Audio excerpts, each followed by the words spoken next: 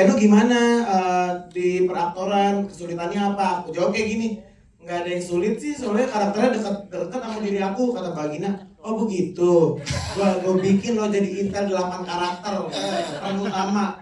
Kan gue jadi takut ya, sama semua ucapan gue kejadian. Saat menjalaninya gimana kayak lu? Menjalaninya penuh dengan kesungguhan yang pasti, ya kan, dengan ketegangan, dengan keringat dan usaha, karena dan air mata. Karena kan di sini pas aku lihat jajaran case-nya, ya Allah anak baru gue doang gitu kan. Dari semua-muanya Kak Cinta udah bertahun-tahun, dari gue kecil, dari gue udah nonton dia. Aku Dari juga gue masih kecil, kita juga iya. masih kecil. Iya.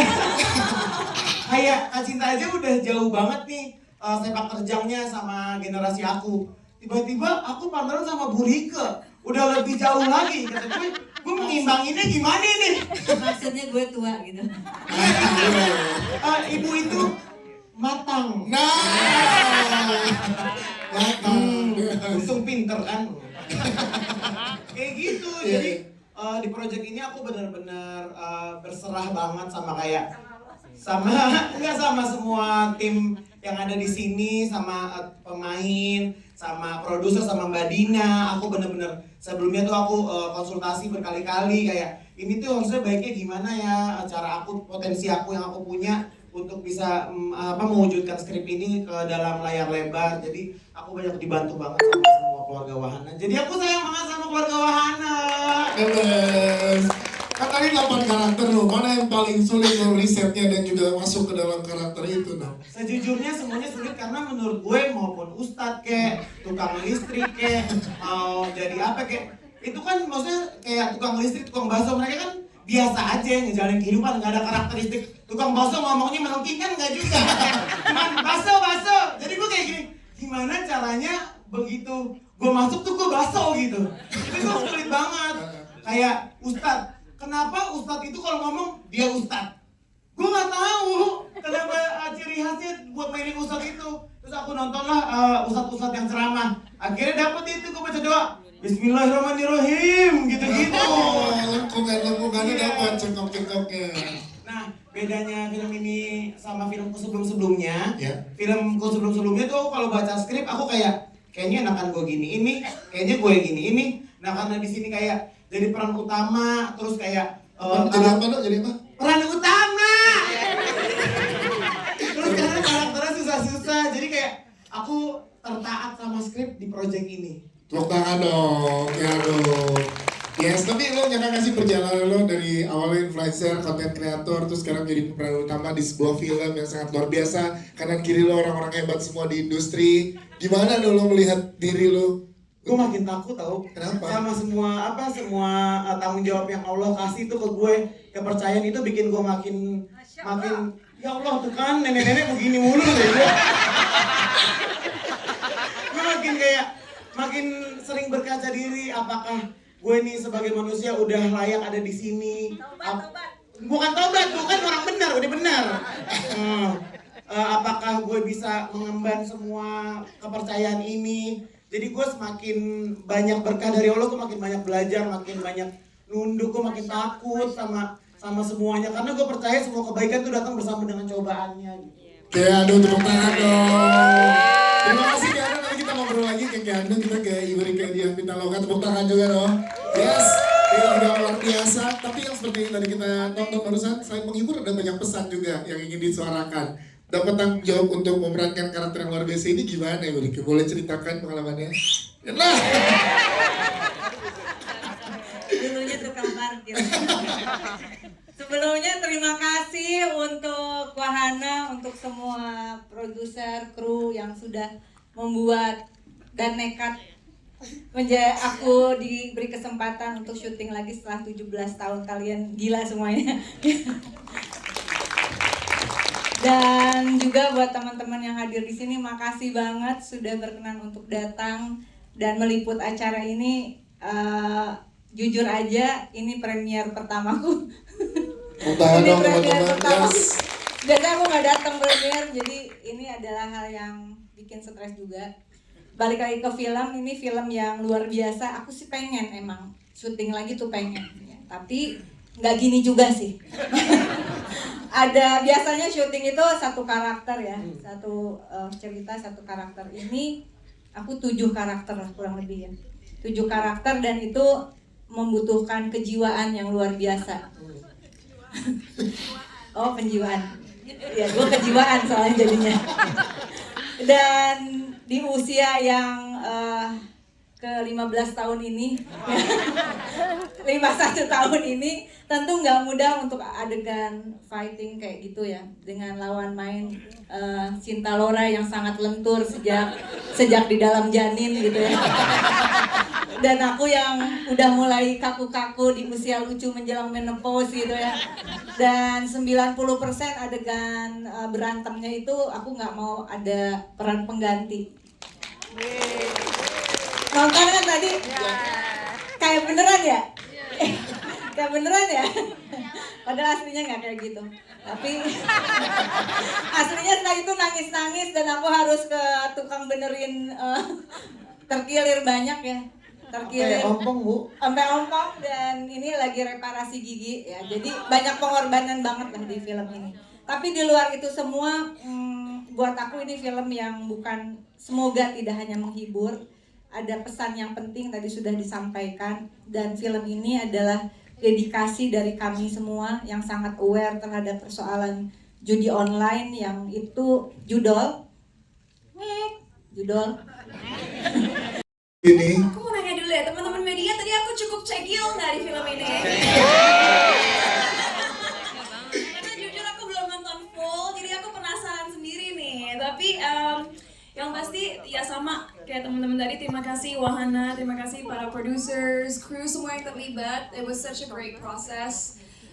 Jujur banyak orang berpikir di film ini Jessica itu peran yang tidak jauh dari kepribadian aku yang sebenarnya. But let me tell you, kalau aku boleh jujur, aku tidak setuju dengan statement itu. Jessica sangat berbeda dengan Cinta Laura yang sebenarnya. Saat aku berusaha membangun karakter Jessica ini, jujur prosesnya sangat sulit, karena walaupun mungkin di layar kaca kalian melihatnya oke, Jessica itu cegil dan gila kekuasaan, backstory untuk bisa membuat Jessica seperti itu tidak mudah untuk dibangun. Karena aku percaya setiap orang yang mungkin ingin terlihat sempurna di luar dan memiliki kekuasaan yang luar biasa, biasanya adalah orang-orang yang merasa sangat kesepian dan orang-orang yang mungkin merasa perlu untuk membuktikan dirinya sendiri kepada dunia agar dianggap. And I think that's Jessica. Walaupun Jessica kelihatannya confident dan dilihat oleh orang lain cantik, sempurna, bla bla bla, sebenarnya dia itu sangat kesepian dan sangat tidak yakin dengan dirinya sendiri. Oleh karena itu, dia harus membangun topeng-topeng agar orang-orang di sekitarnya, agar di mata publik dia terlihat baik-baik saja dan terlihat seakan dia mampu untuk menguasai dan mengontrol segala hal yang ada di sekitarnya gitu. But what I think is so beautiful about this movie is, dan sebenarnya aku udah pernah ucapin ini sebelumnya, jarang, mungkin saat kita masih kecil dulu, film-film yang menggambarkan atau menonjolkan orang-orang yang tidak sempurna. Biasanya yang jadi hero itu ganteng, cantik, pinter, kece, dan lain sebagainya. Tapi aku sangat-sangat cintai dari film ini adalah film Agen Plus 62 menunjukkan bahwa bukan orang yang sempurna, bukan orang yang paling hebat, bukan orang yang paling apapun yang sebenarnya menjadi hero atau pahlawan. Tapi kita semua memiliki kekuatan dalam diri kita untuk memperjuangkan keadilan agar menjadi pahlawan bagi komunitas kita dan negara kita. So yeah, this movie was such a pleasure to be a part of, dan senang banget tadi respon dari teman-teman kayaknya positif. Jadi jangan lupa untuk kasih tahu teman-teman, keluarga, semua orang di sekitar kalian untuk nonton film ini mulai tanggal 3 Juli, karena ya kalau kita bisa merubah paradigma dan mindset masyarakat melalui sebuah film, why not? Itu adalah mungkin salah satu keinginan terbesar kita sebagai keluarga besar Agen Plus 62. So thank you udah nonton film ini. Cinta Laura, terima kasih banget Cinta. Selanjutnya kita ada Bang Fadila juga, yes, yang di sini perannya menjadi orang yang kecanduan ya dan terjerat. Syuting zaman now tuh kayak gini gitu, jadi kayak barusan aja nih asal tahu aja Bu senyum gitu, jadi dia ngingetin aku harus kayak gimana di depan kamera. Dan terima kasih banget, mudah-mudahan aktingku juga bisa mengimbangi aktingnya Keanu dan Cinta. Si gua pasti, ada juga kita ya. Terima kasih Monica untuk jawabannya. Selanjutnya ya silakan di kekurangan yang dimiliki setiap orang, bahwa seorang itu berhak dan harus mampu dan berani untuk memerdekakan dirinya sendiri, bahkan lingkungannya. Jadi bahwa kita memang tidak sempurna, kita harus acknowledge itu, dan kita juga harus acknowledge bahwa kita juga berhak untuk memperjuangkan kebenaran yang kita percaya gitu. Yes.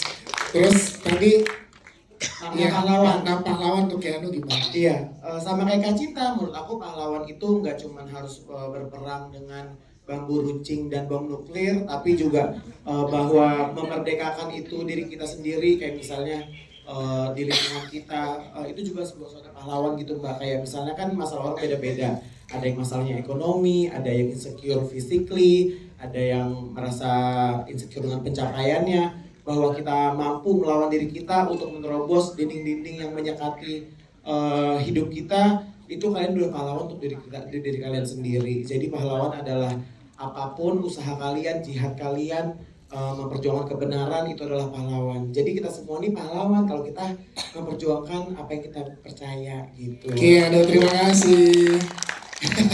Cinta apa yang dapat dari Jessica? Pelajaran apa? Silakan Cinta. Sebenarnya nggak hanya dari Jessica, tapi dari mengerjakan film ini sih. Aku percaya generasi aku, kita dulu tumbuh besar mengkonsumsi media di mana public figure-nya pun harus tampil sempurna, mengekspresikan diri mereka ke masyarakat dengan topeng, karena harus selalu dianggap baik dan positif, dan juga mereka tidak bisa menjadi dirinya sendiri. Tapi aku merasa film ini mengangkat tema yang sangat dipedulikan generasi muda zaman sekarang, yaitu authenticity atau authenticity in Indonesia? Authentic, harus authentic gitu, dan itu penting banget. Dan aku rasa tema ini tuh sangat bisa dibilang indah ya, karena menyadarkan kita semua bahwa selama kita authentic dan memiliki keberanian untuk menyuarakan apa yang kita pedulikan, selama kita melakukan dengan konsisten dan bersama-sama, pasti kita akan melihat perubahan yang nyata gitu. Yes, terima kasih Cinta. Itu Rika, silakan. Aku hidup di zaman ketika film kayak gini pasti nggak boleh tayang. Dan sekarang kita bisa syuting seperti ini, kita bisa ngomong. Jadi tentu aja nonton lah ya, mudah-mudahan tidak ada yang dilarang. Insya Allah udah lolos sensor ya. Udah lolos sensor. Dan dari semua proses film ini, pertama adalah bagiku setiap orang adalah guru. Jadi aku belajar dari semua, even dari kru yang bagian gulung kabel gitu ya, betapa mereka bersabar. Dan kemudian aku banyak belajar. Kalau dilihat ini mungkin film dengan bukan hanya genre-nya aja yang banyak, tapi juga generasi pemainnya. Tidak hanya sampai Gen Z seperti Keanu, tapi juga ada anak-anak seperti Dwi dan yang lainnya, yang itu buat aku belajar banget dari mereka semua, juga dari semua penulis, dari semuanya. Setiap orang adalah guru. Yang kedua adalah melalui film ini rasanya kita bisa saling menguatkan, kita bisa saling membantu dengan mengungkap hal yang memang harus diungkap. Jangan takut hanya pada Allah Subhanahu Wa Taala. Begitu Pak Ustadz. Berbicaralah, jangan sampai menunggu diri kita atau keluarga kita yang menjadi korban. Dan yang terakhir, untuk masalah judul itu memang tidak sederhana, sangat complicated, karena yang sederhana adalah rumah makan. Dulu kanan bawah silakan.